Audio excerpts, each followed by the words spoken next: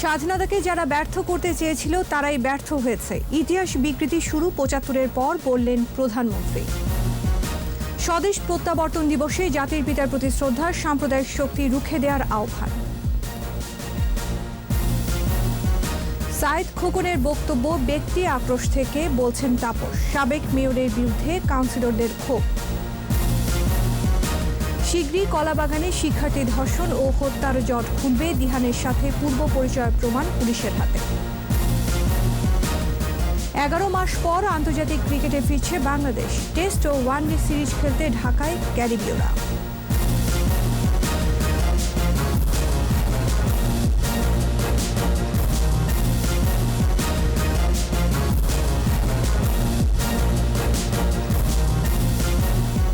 শুনছিলেন first security ইসলামী bank limited সংবাদ শিরোনাম। আমন্ত্রণ রাত 11টার 21 সংবাদের সাথে আছি আমি আশা সাবেরা। দর্শক, 21 টেলিভিশনের সংবাদ একই সাথে সরাসরি দেখতে পাবেন আমাদের ফেসবুক পেজ www.facebook.com/2124 অনলাইন।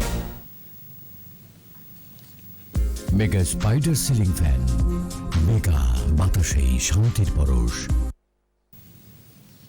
এছাড়া সংবাদে আরও থাকছে, মুজিব শতবর্ষে বঙ্গবন্ধু আন্তর্জাতিক ম্যারাথন, এখন থেকে প্রতি বছর আয়োজনের পরিকল্পনা।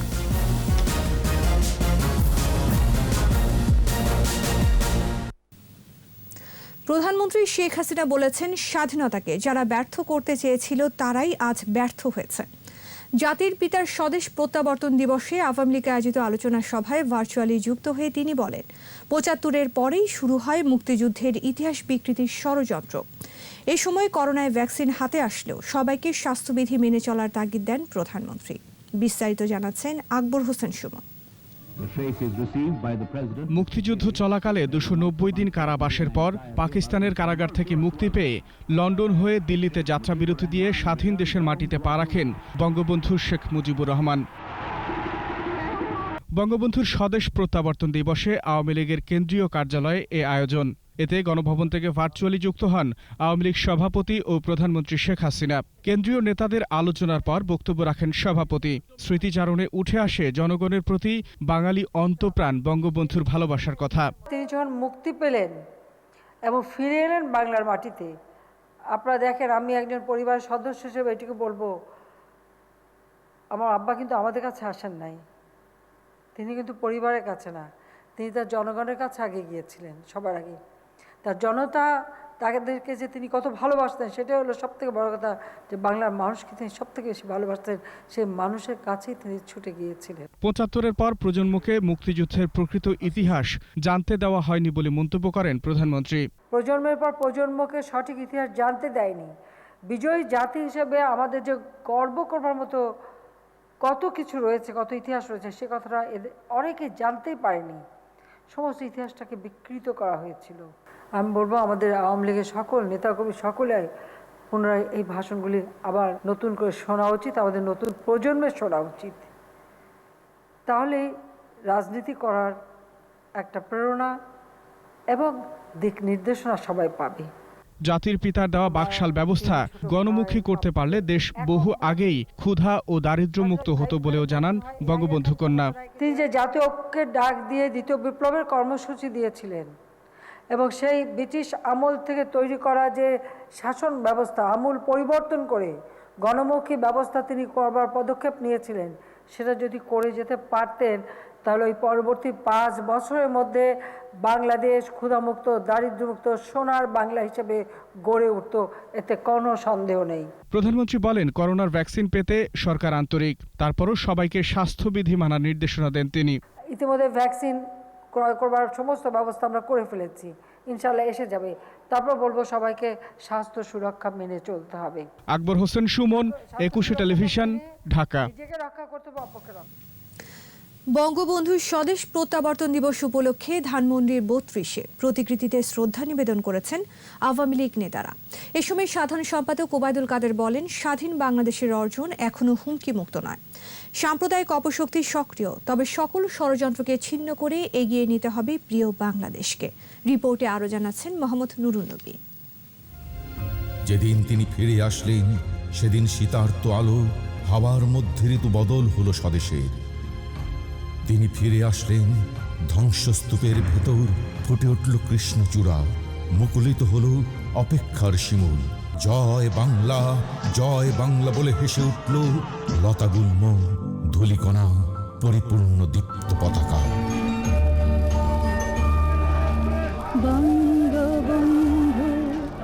জাতির পিতা বঙ্গবন্ধুর ঐতিহাসিক স্বদেশ প্রত্যাবর্তন দিবস।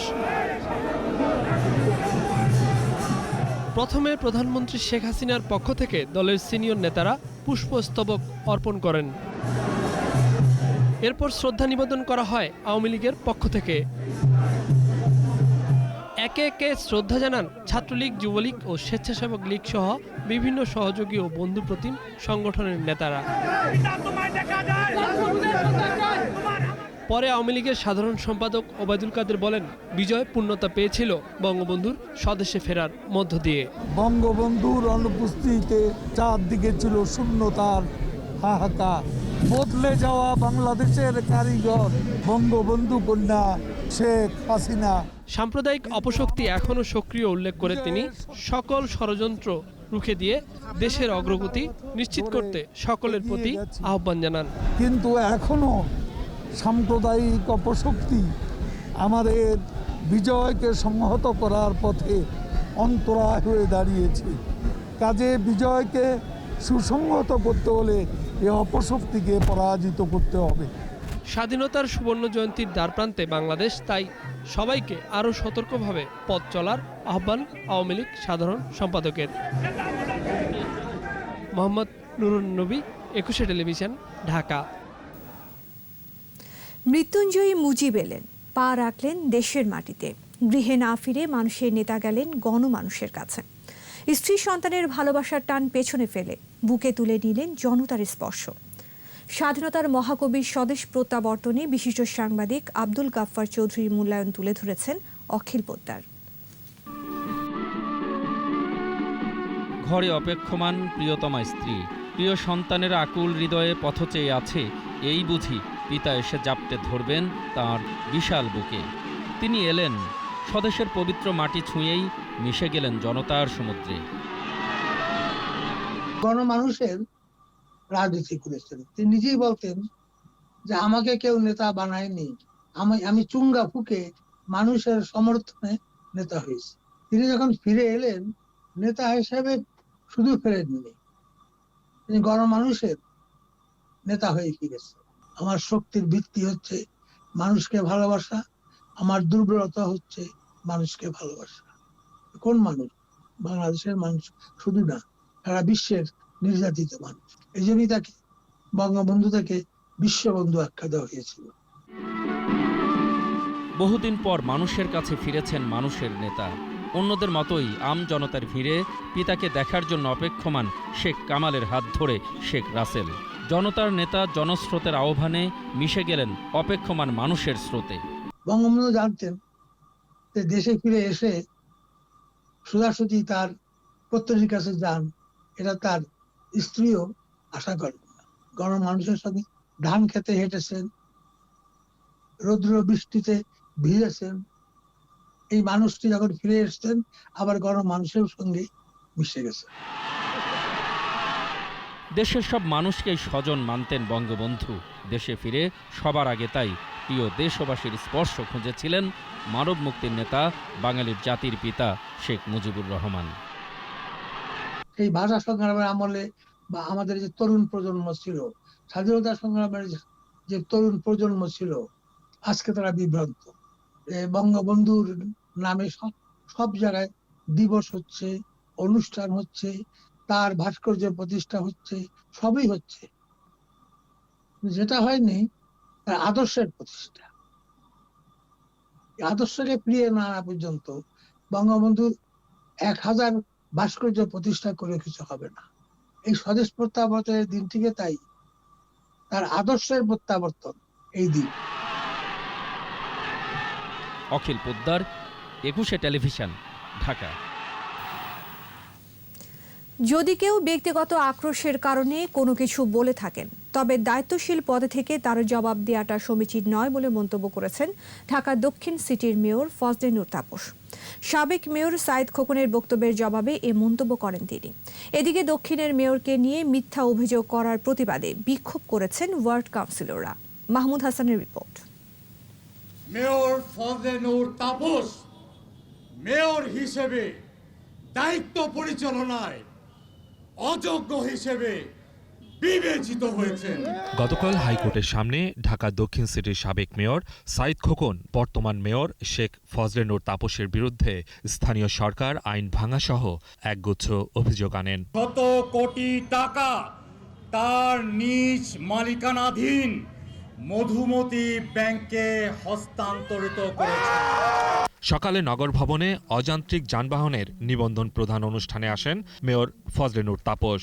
সাইদ খোকনের অভিযোগের বিষয়ে জানতে চাইলে মেয়র তাপস বলেন এটি তার ব্যক্তিগত অভিমত। কেউ ব্যক্তিগত আক্রোশের বশবর্তী হয়ে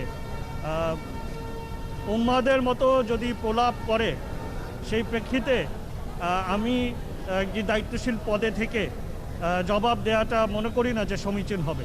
মধুমতি ব্যাংকে টাকা জমা রাখার বিষয়ে সাইদ খোকনের অভিযোগেরও জবাব দেন তাপস। দেশের সকল বেসরকারি ব্যাংক সরকারি নীতিমালা পরিপালন পূর্বক আমানত সংগ্রহ করে। মধুমতি ব্যাংকও সেরকম একটি বেসরকারি ব্যাংক যারা বিভিন্ন সংস্থা বিভিন্ন সরকারি প্রতিষ্ঠান থেকে আমানত সংগ্রহ করে চলেছে। সুতরাং এটা কোনো আইন বহির্ভূত কিছু নেই, আর এখানে দুর্নীতিরও কোনো লেশমাত্র নেই। এদিকে মেয়রের বিরুদ্ধে সাইদ খোকনের মিথ্যে অভিযোগের প্রতিবাদে বিক্ষোভ সমাবেশ করেছেন কাউন্সিলররা। আপনি 20% কেন নেবেন? আপনি 15% নেন, তারপরও আপনি ঠিক রাখেন সাইদ খোকন। আপনি কি করেছেন? আপনি দোকানদারদেরকে টাকা নিয়ে সেই আজকে আপনি নিঃস্ব করেছেন। ভাড়া করা লোক দিয়ে অভিযোগ করে সাইদ খোকন বর্তমান মেয়রের সুনাম ক্ষুণ্ণ করছে বলেও অভিযোগ করেন কাউন্সিলররা। মাহমুদ হাসান, 21 টেলিভিশন, ঢাকা। রাজধানীর কলা বাগানে ও লেভেলের শিক্ষার্থী ধর্ষণ ও হত্যা মামলার সব তথ্য শীঘ্রই উদ্ঘাটন হবে বলে জানিয়েছেন পুলিশের রমনা বিভাগের উপকমিশনার। মামলায় তানভীর দিহানের 3 বন্ধুর নাম উল্লেখ না থাকায় তাদের ছেড়ে দেওয়া হয়েছে। দিহানের সাথে ওই ছাত্রীর পূর্ব পরিচয় ছিল বলেও জানান তিনি। সাইদুল ইসলামের রিপোর্ট। গত বৃহস্পতিবার রাজধানীর কলাবাগানে ও লেভেলের শিক্ষার্থী ধর্ষণ ও হত্যা মামলা নিয়ে পুলিশের রমনা বিভাগের উপকমিশনারের সংবাদ সম্মেলন। অত্যন্ত মর্মস্পর্শী এবং দুঃখজনক ঘটনা। কমিশনার জানান, ঘটনার পর সামাজিক যোগাযোগ মাধ্যমে কথোপকথন ও মোবাইলের কল লিস্ট উদ্ধার করা হয়েছে। আমরা সেগুলো পরীক্ষা করছি যে কত আগে থেকে তাদের যোগাযোগ। সামাজিক যোগাযোগ মাধ্যম ও মোবাইলে কয়েক মাসের রেকর্ডে দেখা যায় তারা পূর্ব পরিচিত। ঘটনার আগেও তাদের কথোপকথন উদ্ধার হয়েছে। এগুলো তদন্তে সহায়তা করবে বলে জানান তিনি। ফোন কনভারসেশন আছে কিনা তো আমরা সেগুলো পরীক্ষা করছি এবং ইতিমধ্যে যতটুকু তথ্য পাওয়া গেছে তাতে দেখা যাচ্ছে যে তারা পূর্ব পরিচিত এবং বেশ আগের থেকে তাদের কথোপকথন আছে। মামলায় দিহানের 3 বন্ধুর নাম না থাকায় তাদের ছেড়ে দেওয়া হয়েছে। ডিএনএ এবং ফরেনসিক যে রিপোর্টটা আসবে এইটা আমরা প্রমাণিত হবে যে আনুষঙ্গিক বা এর সাথে আর কোনো কেউ জড়িত আছে কিনা। তো যদি কেউ না থাকে, এজাহারের নামীয় আসামি যদি একজনই হয়ে থাকে, সেক্ষেত্রে আমরা দ্রুত তার সাথে মামলা নিষ্পত্তি করতে পারবো বলে আমরা বিশ্বাস করি। ও লেভেলের শিক্ষার্থীকে ধর্ষণ ও হত্যা মামলার একমাত্র আসামি তানভীর ইফতেহার দিহান কারাগারে আছেন। দোষ স্বীকার করে 164 ধারায় জবানবন্দি দিয়েছে দিহান। সাইদুল ইসলাম, 21 টেলিভিশন, ঢাকা। কোভিড-19-এ একদিনে দেশে আরও 25 জনের মৃত্যু হয়েছে। মৃতের সংখ্যা বেড়ে 7,781। স্বাস্থ্য অধিদপ্তরের তথ্য অনুযায়ী সংক্রমণের 309তম দিনে দেশে 12,920 জনের নমুনা পরীক্ষায় 1,071 জনের দেহে করোনা শনাক্ত হয়েছে। আক্রান্তের সংখ্যা বেড়ে 5,22,453। নতুন 737 জন সহ সুস্থ হয়েছেন 4,66,801 জন। দৈনিক শনাক্তের হার 8.29% এ পর্যন্ত। সুস্থতার হার 89.35% ও মৃত্যু হার 1.49%।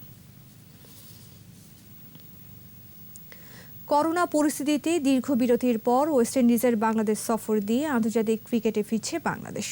দ্বিপাক্ষিক এই সিরিজে অংশ নিতে সকালে ঢাকা পৌঁছায় ক্যারিবীয়রা।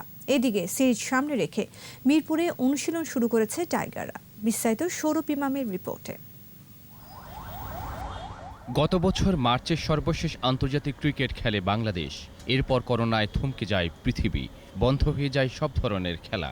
পরিস্থিতির উন্নতির পাশাপাশি নতুন স্বাভাবিক সময়ে শুরু হয়েছে আন্তর্জাতিক ক্রিকেট। 3 ওয়ানডে ও 2 টেস্টের সিরিজ খেলতে বাংলাদেশে এসেছে ওয়েস্ট ইন্ডিজ ক্রিকেট দল। ঢাকায় পৌঁছানোর পর জৈব সুরক্ষা বলয়ে নেওয়া হয়েছে ক্যারিবীয় ক্রিকেটারদের। 3 দিনে 2বার হবে করোনা পরীক্ষা তাদের।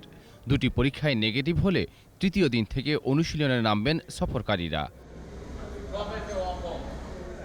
এদিকে মিরপুর শেরেবাংলা স্টেডিয়ামে শুরু হয়েছে বাংলাদেশ দলের প্রস্তুতি ক্যাম্প। ওয়ানডের প্রাথমিক দলে ডাক পাওয়া 24 ক্রিকেটারের সবাই পরপর 2টি করোনা পরীক্ষায় নেগেটিভ হয়েছেন। ওয়েস্ট ইন্ডিজের বিপক্ষে সিরিজে বাংলাদেশ ভালো করবে এমন আত্মবিশ্বাসের কথা জানান নাজমুল শান্ত। ইন্টারন্যাশনাল ক্রিকেটে 1 বছর পরে আবার আমরা খেলবো, বাট আমি মনে করি যে প্রিপারেশন মোটামুটি ভালোই হয়েছে, কারণ লাস্ট একটা টুর্নামেন্ট খেলছি, আবার প্রেসিডেন্ট কাপও আমরা সবাই অলমোস্ট খেলছি। 20 জানুয়ারি মিরপুরে শুরু হবে সিরিজের প্রথম ওয়ানডে। সৌরভ ইমাম, 21 টেলিভিশন, ঢাকা। নিচ্ছি প্রিমিয়ার ব্যাংক লিমিটেড সংবাদ বিরতি। নো মাস্ক নো সার্ভিস বিধি মেনে চলুন, সুস্থ থাকুন। যখন ফিরছি তখন অন্যান্য খবরের সঙ্গে আরও থাকবে। রোহিঙ্গা প্রত্যাবাসন নিয়ে নতুন করে আলোচনা শুরু। আন্তরিক নয় মিয়ানমার, বললেন পররাষ্ট্রমন্ত্রী।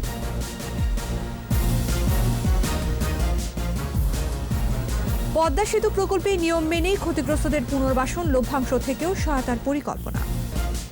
আবারও আমন্ত্রণ রাত 11টার 21 সংবাদে। মিয়ানমার সরকারের আন্তরিকতার অভাবে রোহিঙ্গাদের ফেরত পাঠানো যাচ্ছে না বলে মন্তব্য করেছেন পররাষ্ট্রমন্ত্রী ডক্টর একেএম আব্দুল মোমেন। প্রত্যাবাসন নিয়ে দুদেশের মধ্যে আবার আলোচনা শুরু হয়েছে বলেও জানান তিনি।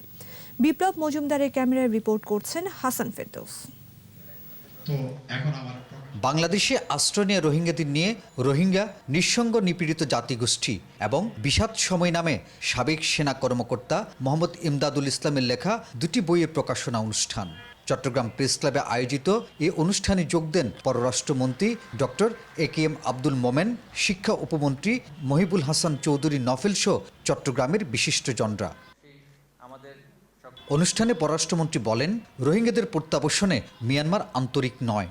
আজ প্রায় 3.5 বছর একটিও রোহিঙ্গা ফেরত যায়, কারণ তাদের মধ্যে আন্তরিকতার অভাব। মিয়ানমারের সাথে আবার আলোচনা শুরু হয়েছে বলে জানান পররাষ্ট্রমন্ত্রী। আলোচনায় এই সমস্যার সমাধান হবে বলে আশা প্রকাশ করেন পররাষ্ট্রমন্ত্রী। মায়ানমারের ইতিহাসে আমরা 1978 সালে দেখেছি, 1992 সালে দেখেছি, তখন অনেক রোহিঙ্গা আমাদের দেশে ছিল। 1992 সালে প্রায় 2,53,000 রোহিঙ্গা আমাদের দেশে আসে। পরবর্তীতে আলোচনার মধ্যে তারা 2,30,000কে নিয়ে যায়। ইতিহাস আছে যে তারা নিয়ে গেছে, সেই জন্য আমরা আশাবাদী এখনো তারা নিয়ে যাবে। রোহিঙ্গাদের নিজ দেশে ফেরত পাঠানোর বিষয়ে আন্তর্জাতিক সহযোগিতার আশ্বাস পাওয়া গেছে বলেও জানান পররাষ্ট্রমন্ত্রী ডক্টর একেএম আব্দুল মোমেন। অনুষ্ঠানে সভাপতিত্ব করেন চট্টগ্রাম বিশ্ববিদ্যালয়ের উপাচার্য ডক্টর শিরিন আক্তার। আমাদের প্রায়োরিটি হচ্ছে এই রোহিঙ্গাগুলোর নিজের দেশে ফেরত যাওয়া। হাসান ফেরদৌস, 21 টেলিভিশন, চট্টগ্রাম। জননিরাপত্তার কথা তুলে আতঙ্ক না ছড়াতে বিএনপি মহাসচিবের প্রতি আহ্বান জানিয়েছেন তথ্যমন্ত্রী ডক্টর হাসান মাহমুদ। সচিবালয়ে নিজ মন্ত্রণালয়ের সভাকক্ষে ঢাকা রিপোর্টার্স ইউনিটির নতুন কমিটির নেতারা মন্ত্রীর সাথে সৌজন্য সাক্ষাৎ করেন। এ সময় বঙ্গবন্ধু স্বদেশ প্রত্যাবর্তন দিবসে সমাবেশ করে বিএনপি মুক্তিযুদ্ধের প্রতি অসম্মান জানিয়েছে বলেও মন্তব্য করেন তিনি। তাপস, সাইদ খোকন ও মির্জা কাদেরের বক্তব্য আওয়ামী লীগের বাক স্বাধীনতার বহিঃপ্রকাশ বলে মন্তব্য করেন মন্ত্রী। সাক্ষাতে তথ্য প্রতিমন্ত্রী ডাক্তার মুরাদ হাসান উপস্থিত ছিলেন। মির্জা ফখরুল ইসলাম আলমগীর সাহেবকে আমি অনুরোধ জানাবো যে মানুষকে জিম্মি করার রাজনীতি, মানুষকে হামলা করার রাজনীতি, এগুলো বন্ধ করুন।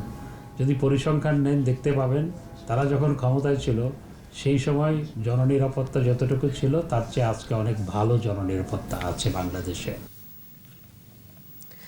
দুর্নীতি করতেই সরকার ভ্যাকসিন আমদানিতে মধ্যস্বত্বভোগী নিয়োগ দিয়েছে বলে অভিযোগ করেছেন বিএনপির মহাসচিব মির্জা ফখরুল ইসলাম আলমগীর। দলের গুলশান কার্যালয়ে সংবাদ সম্মেলনে বিএনপি মহাসচিব বলেন, দুর্নীতি করার জন্যই সরকার ভ্যাকসিন সরাসরি কেনেনি।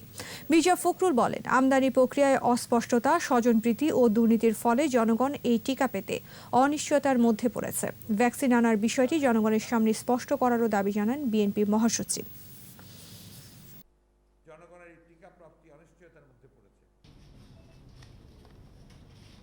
এই বিষয়গুলো খুবই আপনার অস্পষ্ট এবং এটা আপনার পুরোপুরিভাবে বাংলাদেশের মানুষকে একটা আবার প্রতারণার শিকার করা হচ্ছে কারণ ভ্যাকসিনটা হচ্ছে আপনার জীবন রক্ষা করার ব্যাপার, এটা একটা প্রায়োরিটি, এর চেয়ে বড় প্রায়োরিটি আর কিছু হতে পারে না।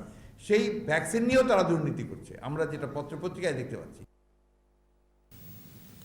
সরকার দেশে গণতন্ত্রের কথা বলে একনায়কতন্ত্র চালু করেছে বলে মন্তব্য করেছেন জাতীয় পার্টির চেয়ারম্যান জি.এম. কাদের।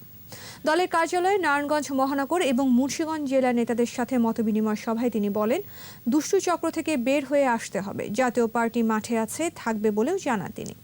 যে কোনো কমিটির নেতৃত্ব মেনে নিয়ে একজোট হয়ে কাজ করার আহ্বান জানান জি.এম. কাদের।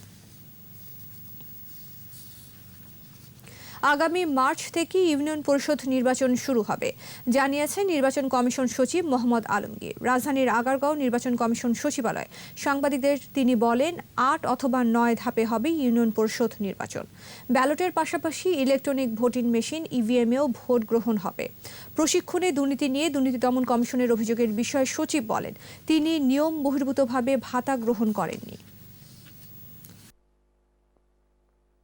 পৌরসভা নির্বাচন চলছে, এগুলো শেষ হলে মোটামুটি মার্চ থেকে শুরু হবে ইউনিয়ন পরিষদের নির্বাচন এবং বেশ কয়েকটা ধাপই হবে, আর ইভিএম এবং ব্যালটে দুটোর মাধ্যমেই নির্বাচন হবে। নাটোরের সিংড়ায় চুরির অভিযোগে 2 কিশোরকে গাছের সাথে বেঁধে মারধর করা হয়েছে।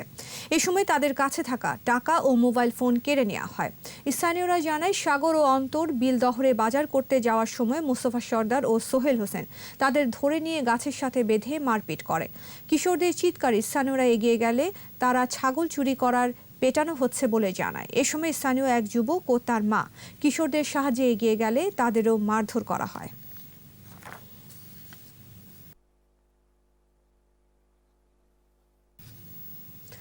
পদ্মা সেতু উন্নয়নের প্রতীক। নানা ষড়যন্ত্র মোকাবেলা করে পুরো জাতির স্বপ্নের সেতু জেগে উঠেছে প্রমত্তা পদ্মার বুকে। এই স্বপ্ন বাঁচাতে কয়েক হাজার মানুষকে হারাতে হয়েছে বাপদাদার ভিটে মাটি। তবে নিয়ম মেনে ক্ষতিগ্রস্তদের পুনর্বাসন করেছে সরকার। তারপরও সেতুর লভ্যাংশ থেকে তাদের জন্য কিছু করার কথা ভাবছে সেতু কর্তৃপক্ষ। রিপোর্টে আরও জানাচ্ছেন মোহাম্মদ নুরুন নবী, ছবি তুলেছেন ইয়াকুব লিটো। পদ্মা সেতু নির্মাণে অধিগ্রহণ করা হয়েছে 3000 একর জমি। এর মধ্যে শিবচরে 1000 একর, জাজিরায় 1270 একর এবং মাওয়ায় 816 একর। যাদের পৈতৃক ভিটার উপর এই মেগা স্ট্রাকচার ও অন্যান্য অবকাঠামো, তাদের নিরাশ করেনি সরকার। এই পরিবারগুলোর ঠাঁই হয়েছে 7টি পুনর্বাসন কেন্দ্রে। 2635টি পরিবারের প্রত্যেককেই দেওয়া হয়েছে 5 অথবা 7 কাঠা করে জমি, দেওয়া হয়েছে নগদ টাকাও।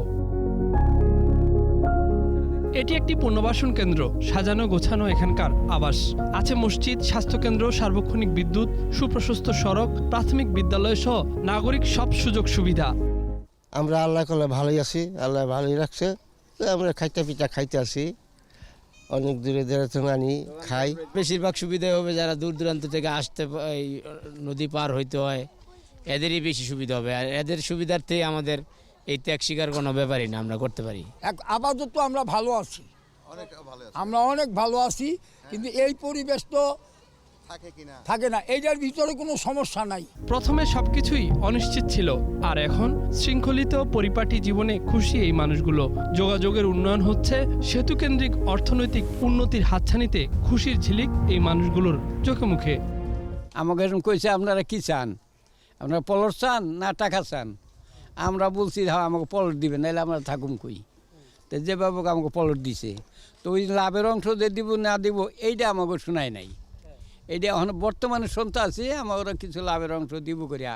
সেতু চালু হলে সেতুর টোলের লভ্যাংশের অংশ ক্ষতিগ্রস্তদের দেওয়ার বিষয়ে একটি প্রস্তাব সেতু কর্তৃপক্ষ বরাবর পৌঁছেছে। এখন একটা প্রস্তাব আছে তাদেরকে টোলের একটা পার্সেন্টেজ দেওয়া, এটা প্রস্তাব আছে, এখন এটা সিদ্ধান্ত হয়নি। আমাদের বঙ্গবন্ধু সেতুতে যেভাবে টোল আদায় করা হয়, সরকারি কোষাগারে এটা জমা হয়, সেভাবে আমরা চিন্তাভাবনা করছি। তবে হ্যাঁ, স্থানীয়ভাবে ওদের একটা ডিমান্ড আছে, সেটা এখনো সিদ্ধান্ত হয়নি। প্রকল্প পরিচালক বলছেন, যতদিন প্রকল্প চলমান ততদিন ক্ষতিগ্রস্তদের পুনর্বাসন করার কাজও চলবে। আর কাজ শেষ হয়ে গেলেও টোলের লভ্যাংশ থেকে এই মানুষগুলোর জীবনের মান উন্নয়নের কথাও ভাবা হচ্ছে। আমাদের ক্ষতিগ্রস্ত ব্যক্তিদেরকে আমরা পরবর্তী পর্যায়ে তাদের আমরা কি করতে পারি এটা চিন্তা ভাবনার মধ্যে আছে। তাদেরকে আরও ওখানে তাদের স্বাস্থ্যসেবা দেওয়ার জন্য দুই প্রান্তে 2টি হাসপাতালও করে দেওয়া হয়েছে। পদ্মা সেতু নির্মাণে যেমন ছাড়তে হয়েছে পূর্বপুরুষের ভিটেমাটি জমিজিরাত, আবার সেই পদ্মা সেতুই অপরিকল্পিত অগোছালো জীবন থেকে এনেছে পরিকল্পিত জীবন ব্যবস্থায়। চলাচল ও যোগাযোগে এনেছে স্বস্তি। এরপরও যদি পুনর্বাসিত এই মানুষগুলো পদ্মা সেতুর টোল থেকে কিছুটা হলেও সুবিধাভোগী হয়, তবে তা তাদের জন্য হবে বাড়তি পাওয়া। মোহাম্মদ নুরুন নবী, 21 টেলিভিশন, কুমারভোগ পুনর্বাসন কেন্দ্র, মাওয়া, মুন্সিগঞ্জ। আবারও বঙ্গবন্ধুর স্বদেশ প্রত্যাবর্তন দিবস প্রসঙ্গ। জাতির পিতার স্বাধীন স্বদেশে প্রত্যাবর্তনের দিবসে রাজধানী জুড়েই ছিল নানা আয়োজন। আলোচনা সভায় সোনার বাংলা গড়তে বঙ্গবন্ধুর আদর্শ অনুসরণ করে ঐক্যবদ্ধ থাকার আহ্বান জানান বক্তারা। এছাড়া বিভিন্ন স্থানে শীত বস্ত্র বিতরণ, দোয়া মাহফিল ও দুস্থদের মাঝে খাবার বিতরণ করা হয়। সহকর্মীদের সাথে নিয়ে স্মৃতিমণ্ডলের রিপোর্ট। কৃষিবিদ ইনস্টিটিউটে বঙ্গবন্ধুর স্বদেশ প্রত্যাবর্তন দিবস উপলক্ষে ঢাকা উত্তর সিটি কর্পোরেশনের আলোচনা সভা। সবার ঢাকা অ্যাপসের উদ্বোধন করেন উত্তর সিটির মেয়র আতিকুল ইসলাম। বলেন, বঙ্গবন্ধুকে সপরিবারে হত্যা করায় বাংলাদেশ ক্ষতিগ্রস্ত হয়েছে, বাধাগ্রস্ত হয়েছে উন্নয়ন। 21 বছর যদি পিছিয়ে না যেতাম, আজকে কিন্তু ঢাকা শহরকে আজকে এরকম জঞ্জাল দেখতে পারতাম না। এই ঢাকা শহরকে আমরা দেখতাম একটি উন্নত ঢাকা শহর। কিন্তু আমাদের ভাগ্যের নির্মম পরিহাস, সেই জাতির জনককে আমরাই মেরে ফেলেছি। বাড্ডা ডিআইটি মাঠে কৃষক লীগের আলোচনা সভায় অংশ নেন আওয়ামী লীগ সভাপতি মণ্ডলীর সদস্য জাহাঙ্গীর কবির নানক। জাতির পিতার কারামুক্তি থেকে স্বদেশ প্রত্যাবর্তনের ইতিহাস তুলে ধরেন বক্তারা। দুহাত তুলে সেই সংগ্রামে ঝাঁপিয়ে পড়ার অঙ্গীকার ব্যক্ত করে নানক বলেন, দেশের ইতিহাস থেকে ইতিহাসের মহানায়ককে মুছে দেওয়ার চেষ্টা সফল হয়নি। বর্তমান সরকারের আমলে সঠিক ইতিহাস প্রতিষ্ঠিত হয়েছে জাতির কাছে। মুক্তিযুদ্ধের মূল্যবোধ জাতি যা প্রায় ভুলে গিয়েছিল, তা রাষ্ট্রীয়ভাবে সুপ্রতিষ্ঠিত করেছেন জননেত্রী শেখ হাসিনা। আন্তর্জাতিক পরিমণ্ডলে বাংলাদেশকে আজ সম্মানজনক ও মর্যাদাপূর্ণ অবস্থানে নিয়ে গিয়েছে। পরে 500 সবজি ভ্যান চালকের মাঝে শীতের কাপড় বিতরণ করা হয়। এদিকে বঙ্গবন্ধু শেখ মুজিব মেডিকেল বিশ্ববিদ্যালয়ে বঙ্গবন্ধুর মুরালে শ্রদ্ধা জানান উপাচার্য ডক্টর কনক কান্তি বড়ুয়া। সবাইকে বঙ্গবন্ধুর আদর্শে উজ্জীবিত হওয়ার আহ্বান জানান তিনি। বঙ্গবন্ধু এভিনিউতে আলোচনা সভা শেষে দুস্থদের মাঝে খাবার বিতরণ করে বাংলাদেশ আওয়ামী যুবলীগ। স্মৃতিমণ্ডল, 21 টেলিভিশন, ঢাকা। নিচ্ছি প্রিমিয়ার ব্যাংক লিমিটেড সংবাদ বিরতি। নো মাস্ক নো সার্ভিস বিধি মেনে চলুন, সুস্থ থাকুন। যখন ফিরছি তখন অন্যান্য খবরের সঙ্গে আরও থাকবে। ধান চালের দাম নিয়ন্ত্রণে কৃষিপণ্য মূল্য কমিশন গঠনের আহ্বান, সরকারের দৃষ্টিভঙ্গি পরিবর্তনের তাগিদ। আমন্ত্রণ আবারও রাত 11টার 21 সংবাদে। ধান চালের দাম নিয়ন্ত্রণে কৃষিপণ্য মূল্য কমিশন গঠনের আহ্বান জানিয়েছেন এসডিজি বাস্তবায়নে নাগরিক প্ল্যাটফর্মের সমন্বয়ক ও সিপিডির বিশেষ ফেলো ডক্টর দেবপ্রিয় ভট্টাচার্য। এক অনলাইন আলোচনায় তিনি বলেন, সরকারের সংগ্রহ অভিযান সফল না হওয়ায় দাম বৃদ্ধির অন্যতম কারণ, আর সরকারের নীতি ও দৃষ্টিভঙ্গিকে দায়ী করেছেন প্রান্তিক কৃষকরা। মেহেদী হাসানের রিপোর্ট। প্রতি বছরই আমন মৌসুমের পর কমে চালের দাম, কিন্তু এবার ঠিক উল্টো। বাজারে মোটা চালের দামও কেজি প্রতি ৪৫ টাকার কম নয়। ভালো মানের চাল কিনতে গুনতে হবে ৬০ থেকে ৬৫ টাকা। এই অনলাইন আলোচনায় অংশ নিয়ে কৃষকরা বলছেন, মিলারদের কাছ থেকে না কিনে সরাসরি কৃষকদের কাছ থেকে কেনা উচিত। পাশাপাশি সরকারের বাজার ব্যবস্থাপনার দুর্বলতার কথাও তুলে ধরেন তারা। আমরা ধানের জমি আবাদ করি, এটা যখন আমাদের বাড়িতে আইসে তখন তো আমরা কম দামে বিক্রি করার লাগে, আর যারা কেনে তারা তো ওই যে বান্দাই করে রাখে, থাকার পর মনে করেন বেশি দামে এখন বিক্রি করে। স্কিমের টাইমে যে কম দামে যে বিক্রি হয় ধানটা, অর্থাৎ 600 বা 700 টাকা উদ্দেশ্য হয় মন আর কি। আর এরা যে নিয়ে যা যে বান্দাই করে রাখিয়ে যে পরে যে বেশি দামে যে বিক্রি হয়, পরে যে চালটা আমরা কিনি খাই, আমার তো ঘরে তখন ধান থাকে না। দুর্ভাগ্য হলো 1040 টাকা ধান যে সরকার নির্ধারণ করে দেয়, সেই ধান তো প্রকৃত কৃষক 1050 টাকা বিক্রি করতে পারে না। তবে সরকারের হাতে পর্যাপ্ত মজুদ আছে জানিয়ে বোরোর উৎপাদন ঘরে উঠলে দাম কমবে বলে জানান সরকারের কর্তা ব্যক্তিরা। 30 জুন যে আমাদের খাদ্য 29 থেকে 30 লক্ষ টন চাল আমাদের উদ্বৃত্ত থাকবে।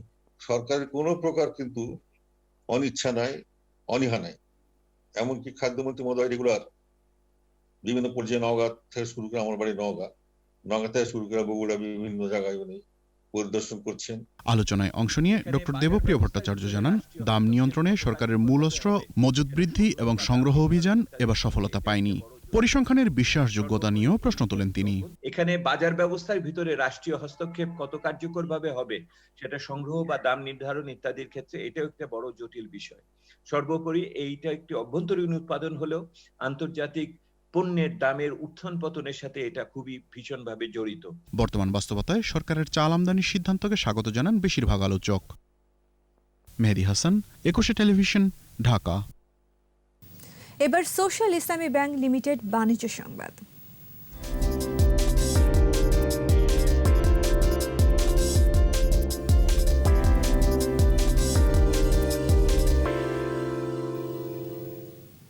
শেষ হল ইসলামী ব্যাংক বাংলাদেশের 2 দিনব্যাপী ব্যবসার উন্নয়ন সম্মেলন। এতে বক্তব্য রাখেন ব্যাংকের বোর্ড অব ডাইরেক্টরসের chairman professor Mohammad Nazmul Hasan, executive কমিটির chairman professor doctor Mohammad Selim Uddin, audit কমিটির চেয়ারম্যান মোহাম্মদ সুলেমান, ব্যবস্থাপনা পরিচালক ও প্রধান নির্বাহী মোহাম্মদ মনিরুল মাওলা সহ ঊর্ধ্বতন নির্বাহীরা। ভার্চুয়াল প্ল্যাটফর্মে যোগ দেন জোন প্রধান ও শাখা ব্যবস্থাপকরা।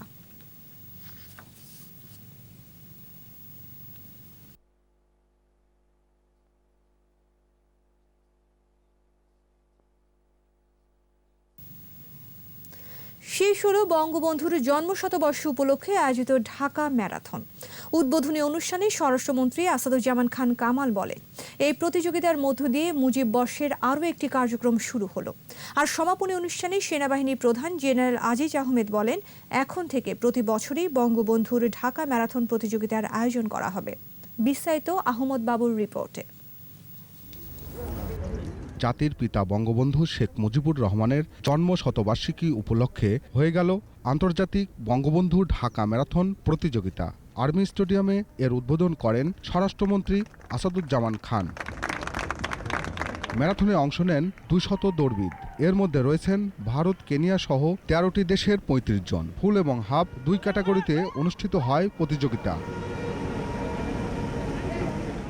উদ্বোধনীতে এমন আয়োজন অব্যাহত রাখার আহ্বান স্বরাষ্ট্রমন্ত্রীর। আশা করেন ভবিষ্যতে আরও দেশের ক্রীড়াবিদ বাংলাদেশের আয়োজনে অংশ নেবে। ঢাকা ম্যারাথন এটা চলবে, মুজিব বর্ষে যেটা ওপেন করা হলো এটা কন্টিনিউ করবে আমি আশা করছি, এবং পৃথিবীর আরও দেশের থেকে পার্টিসিপেট করবে এখানে, এটাই আমরা আশা করছি।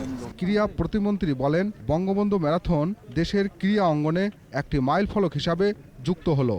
এবং এই ঢাকা ম্যারাথনটি আজকে ওয়ার্ল্ড ম্যারাথনে এটি কিন্তু একটা বিশাল একটা মাইলফলক স্থাপন করতে সক্ষম হয়েছে, যে এটি দিল্লি বা লন্ডন ম্যারাথনের মতো ঢাকা ম্যারাথনটিও কিন্তু একটি তালিকায় আজকে অন্তর্ভুক্ত হলো।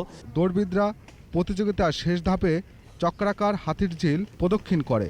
হাফ ক্যাটাগরির প্রতিযোগীদের দৌড়াতে হয় 21.397 কিলোমিটার, আর ফুল ক্যাটাগরিতে দৌড়াতে হয় 42.195 কিলোমিটার। হাফ এবং ফুল প্রথম হয়েছে যথাক্রমে কেনিয়ার অ্যাডিউন এবং মরক্কোর Hisham. I am proud to be this country. So next year, just allow me to come here. Bangladesh organized people. I am very happy for coming next year. এই আয়োজনে পুরস্কার বিতরণ করেন সেনাবাহিনীর প্রধান জেনারেল আজিজ আহমেদ। পুরস্কার দেওয়া হয় বিভিন্ন ক্যাটাগরিতে বিজয়ীদের।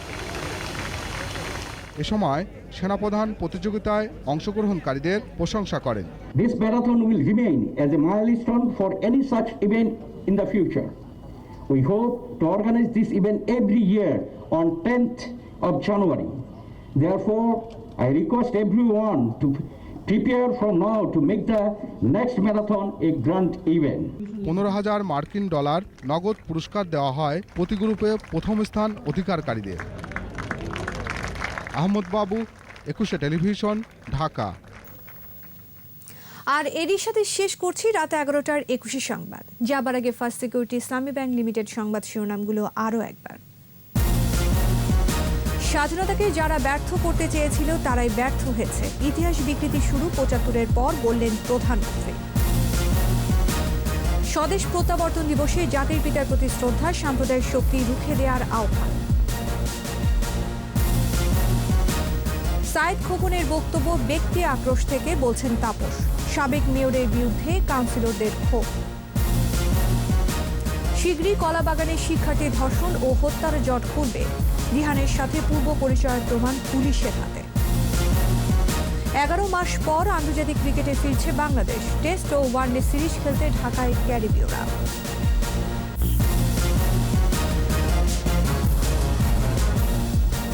সর্বশেষ খবর জানতে ডায়াল করুন 2021 নম্বরে আর ভিজিট করুন 21-tv.com এই ওয়েবসাইট। এছাড়া ফেসবুকে লগ ইন করতে পারেন facebook.com/2124 অনলাইনে। পরের সংবাদ রাত 1টায় দেখার আমন্ত্রণ রইল। স্বাস্থ্যবিধি মেনে চলুন, সুস্থ থাকুন। ধন্যবাদ।